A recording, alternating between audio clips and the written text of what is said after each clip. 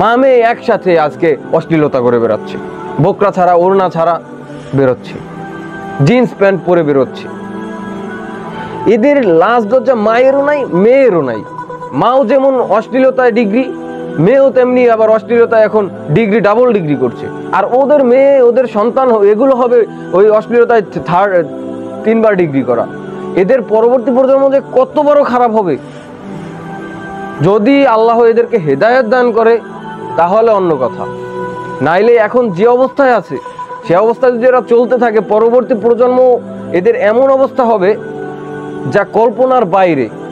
এদেরকে লানত দিবে পরবর্তী প্রজন্ম যে আমার মায়ের জন্য আমি খারাপ হয়েছি, আমার নানুর জন্য খারাপ হয়েছি, আমার দাদির জন্য খারাপ হয়েছি, আমার খালার জন্য খারাপ হয়েছি।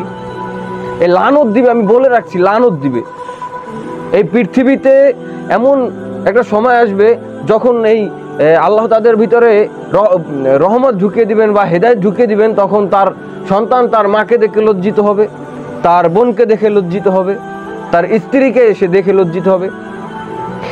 বিশেষ করে নারীরা এত বড় কায়দায় মানে আজকে পথভ্রষ্ট হয়ে গেছে, শয়তানের ফিতনায় পড়ে গেছে।